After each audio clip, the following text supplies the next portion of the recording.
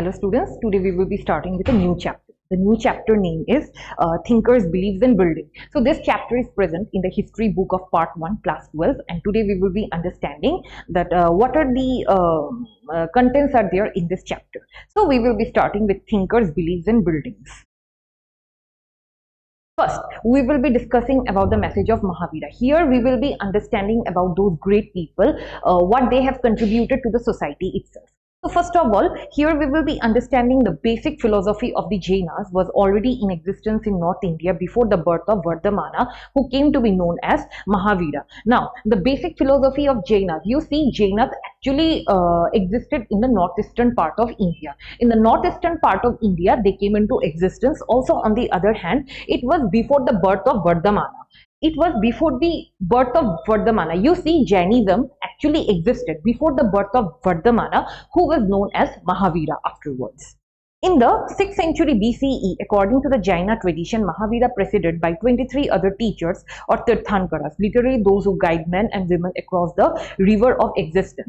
Now, before Mahavira, there were total 23 Tirthankaras. Now, what do you mean by Tirthankaras? Those people who actually guide other men and women. Before Mahavira also, there existed total 23 Tirthankaras.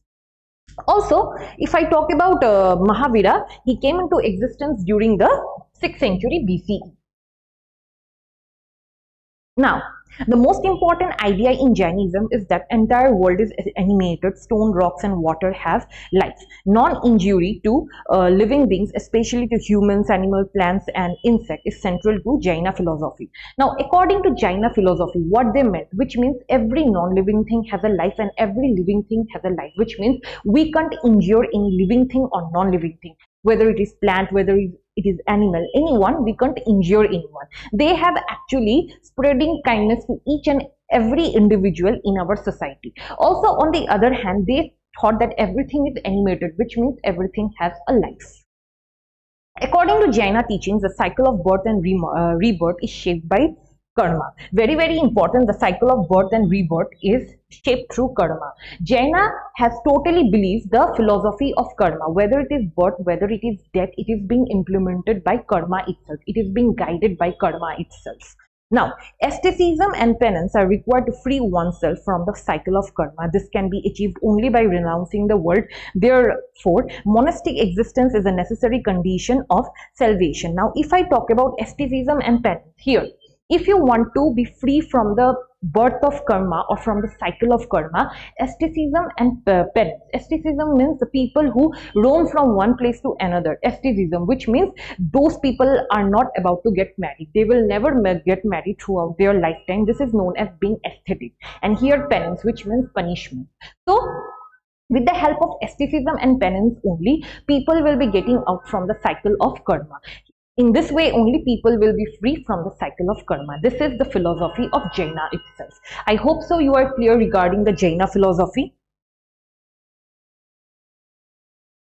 Now, here the spread of Jainism. Now, how Jainism was being spread to different parts of the countries. Now, first of all, gradually Jainism spread to many parts of India, like the Buddhist Jaina scholars produced as a wealth of literature in a variety of languages, Prakrit, Sanskrit and Tamil. Now, Jaina was being spreading during the 6th century BC in many parts of the country. As a result, they have been spreading their philosophy with the help of different languages. Most languages that are common was Prakrit, Sanskrit and Tamil. Also, for many centuries, manuscripts of this text were carefully preserved in libraries attached to the temples. Now, how do we understand about the culture? How do we understand about the histories of different religions? With the help of manuscripts itself. So, the manuscripts of the Jainism was mostly preserved so that much of the knowledge can be transformed from one society to another or to different generations. Also, dome of the earliest stone sculpture associated with religious tradition were produced by devotees of the Jaina Tirthankaras and have been recovered from several sites throughout the subcontinent. Now, whatever the religious traditions were there, whatever the manuscripts of the Jaina tradition was there, they were all being extracted from different parts of our country. Through that only the Jainism came into being, and also we have understood a lot of things regarding Jainism, the traditions of the Jainism. Here, this is the portrait of Lord Mahavira. You see Vardhamana, or you can say Lord Mahavira. This is one of the portraits that were being extracted from different parts of the country, and also these are the portrait through which we can see that how Lord Mahavira was. So these are the two portraits, and these two portraits are mostly worshipped in different parts of our country. I hope so you have saw the portrait. Now we will be understanding the Buddha and the quest for enlightenment. Here we have understood about Mahavira. Now we will be understanding about the tradition of the Buddhism. Now, one of the most influential teachers of the time was the Buddha. Over the century, his message spread across subcontinent and beyond through Central Asia to China, Korea, Japan, and through Sri Lanka across the seas to Myanmar, Thailand, and Indonesia. Very much important. You see, if I talk about Lord Buddha, he was one of the most influential teacher. Yes, he was one of the most influential teacher. Also, on the other hand, he was spreading his message to different parts of the country and also to the world beyond. Like for example, Central Asia comes, such as China, Korea, and also on the other hand in Sri Lanka, and also parts of Myanmar, Thailand, and Indonesia, and also India comes. Now you see, if I talk about Ashoka, Lord Ashoka also spread the tradition of Buddhism. Also, on the other hand, according to the reconstructed details, Siddhartha, as the Buddha was named at birth, was the son of a chief of a Sakya clan. He had sheltered upbringing within the palace. Now, here we will be understanding how Siddhartha became Lord Buddha. You see, Siddhartha used to belong from a very traditional family, or you can say from the Sakya clan. He used to belong from a Sakya clan. So as a result, he was being insulated with very good tradition and good values. He never known beyond the world that what is death, what is suffering. Also, on the other hand, one day he pursued his charioteer to take him into the city. His first journey into the world outside was traumatic. Now, as he was being stipulated, he grew up in a very stipulated environment, in a very insulated environment in which he never gone beyond the world. He never known the suffering of the world. As a result, what had happened when he went along with his charioteer to the outside world, that time he understood that the world was full of suffering. How those sufferings were being traumatic, and it was a very traumatic experience for Siddhartha. You see, Siddhartha used to belong from a very good family, from a very king family, you can say, from the Sakya clan. He was deeply anguished when he saw an old man, a sick man, and a corpse. He realized in that moment that the decay and destruction of the human body was inevitable. He also saw a homeless mendicant who, it seemed to him, had come to terms with old age, disease, death, and found peace. Now, if I talk about his experience, he first encountered an old man, a sickly man, and also on the other hand, a corpse. That time he understood the sufferings of the world, and he understood that death is inevitable, which means suffering is inevitable. It cannot be avoided. Also, on the other hand, he has encountered the man. He has approached a man who took death as a part of his life, Also, on the other hand, he then thought of adopting the same path. Soon after, he left the palace and set out in search of his truth. Now, as he saw so much suffering, he understood what are the people and how people go through those suffering. For that reason, he also followed the same path. And he went aesthetic. He became aesthetic, and he was roaming from one place to another in search of the answers regarding suffering. That time, soon after, he left the palace and set out in search of his truth. Now, he left the palace. He was already married, but he left his wife, he left his children, and slowly he went into the path to search the truth of suffering, that what actually the answer is. Now, Siddhartha explored several paths, including bodily mortification, which led him to the situation of near death. Abandoning this extreme methods, he meditated for several days and finally attained enlightenment. After this, he came to be known as Buddha, or the enlightened one. Now, if I talk about Lord Buddha, you see, Lord Buddha roamed from one place to another after he became ascetic. Also, on the other hand, he has totally a kind of body modification, which means as he meditated, slowly he was become slim, he was becoming thin, which means he was not getting enough food to eat. The main fact is that he was starved to death. He was in that situation where he was approaching death. As a result, what had happened, he meditated under the tree. As he meditated under the tree, during that time he was known to be as the enlightened one, also known as Lord Buddha. You see, he meditated for several days, for several months, you can say, and he was starved to death. He was starved to death so that he can find the answer. He haven't eaten anything for days. Afterwards, what had happened, as he has completed his meditation, he found the enlightenment. He was being enlightened. As a result, he was known as Lord Buddha. So how he became Lord Buddha? He was also known as the enlightened one.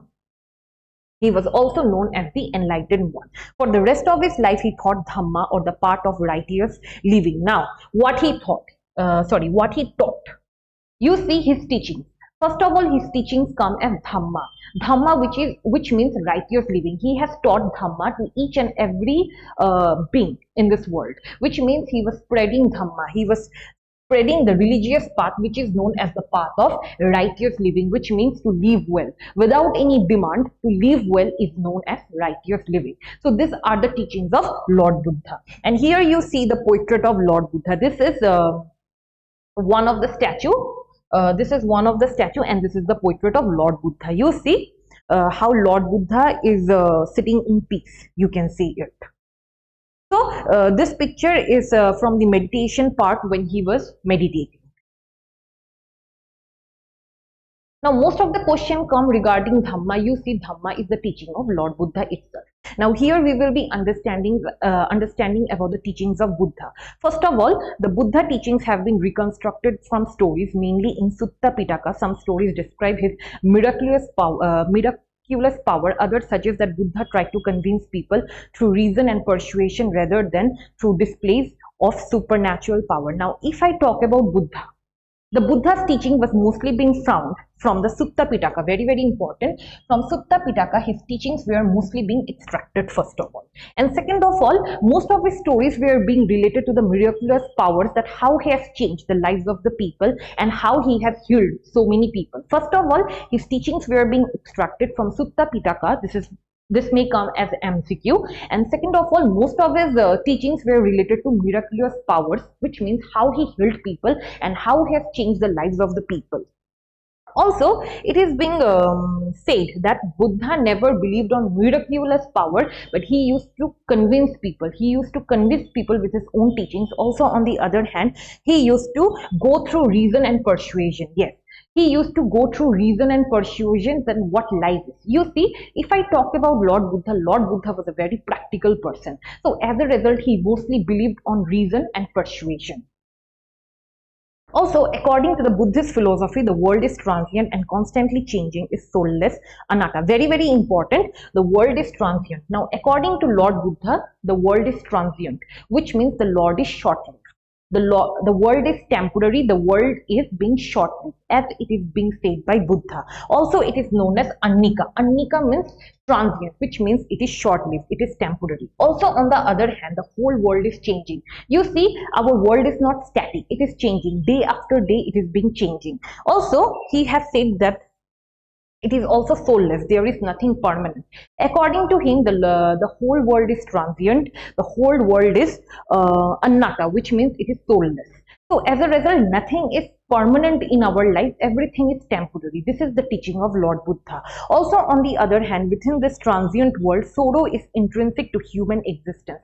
Very, very important. Now, if I talk about Lord Buddha has always tried to find the answers regarding suffering.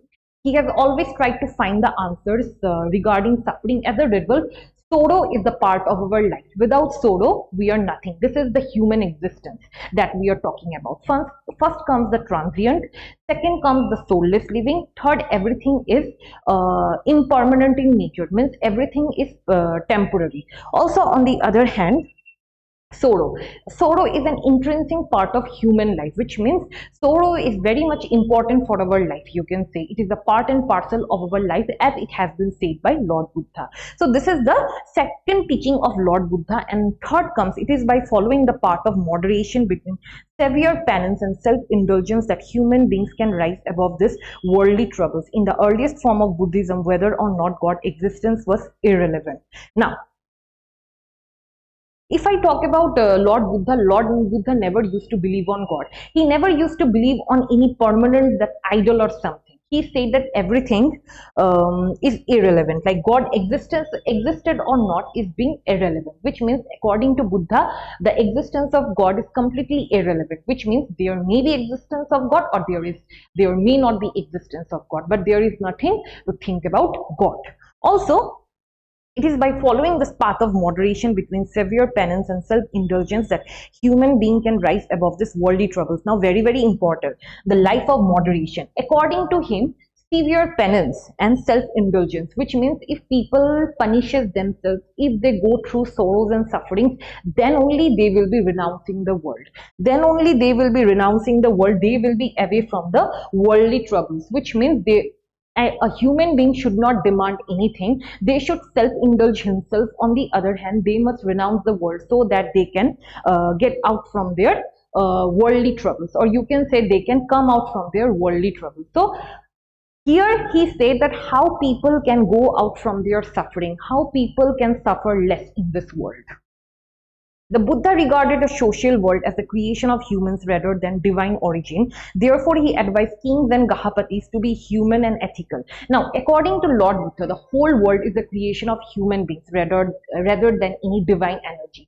First of all, Lord Buddha never used to believe on any divine energy, and second of all, the whole world is the origin of human beings. So as a result, he always used to say to the kings or Gahapatis that be human, be ethical, which means be kind to everyone. Individual effort was expected to transform human relations. Now, individual effort was expected. According to him, individual effort was very much important. Now, if a human being wants to stay in the world, individual effort is very much important so that they can go on with the social relations. Now, social relations is very much dependent on the significant effect of an individual effort. First teaching comes that there should be reason and persuasion. First teaching comes there should be reason and persuasion. Second comes that the whole world is transient, constantly changing, soulless, and also our sorrow is intrinsic to human beings. And third teaching comes that through severe penance and self-indulgence only, people will be out from the worldly troubles, which means there will be suffering, but people must accept the suffering. And here the existence of the God is irrelevant, which means if God exists or not, it is completely irrelevant. And fourth teaching comes that each and every individual must be ethical and human, which means our world is the origin of human beings, first of all. And second of all, individual effort is very much important for a good social relation. Here, Buddha emphasized individual agency and righteous action as the means to escape from the cycle of rebirth and attain self-realization and nibbana. Literally, the extinguishing of the ego and desire, and thus end the cycle of suffering from those who renounce the world. Now, he said that individual agency or righteous action, which means if an individual wants to stay in this world, he must have his own effort, first of all, and righteous living is very much important so that they can come out from the suffering itself. Also, on the other hand, the cycle of rebirth and attain self-realization. It's literally through the extinguishing of ego and desire, which means if you want to stay in this world, which means that individual must not have any ego and desire. They must be out of ego and desire, and with the help of self-realization only, they will be out of the suffering itself. According to Buddhist tradition, his last words to his followers: be lamps unto yourself, as all of you must work out of their own liberation. This is one of the teaching of Buddha tradition. This is one of the teaching of Buddha tradition. Here comes the last words. Last words, when he was on the dying bed, during that time, what was his last words?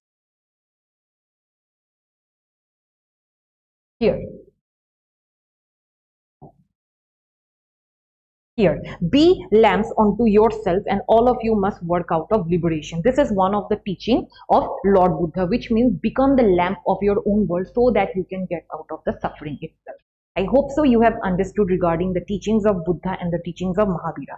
If you want to know any of the courses regarding our institute, you can contact us in this number 863839171. And thank you for watching my video.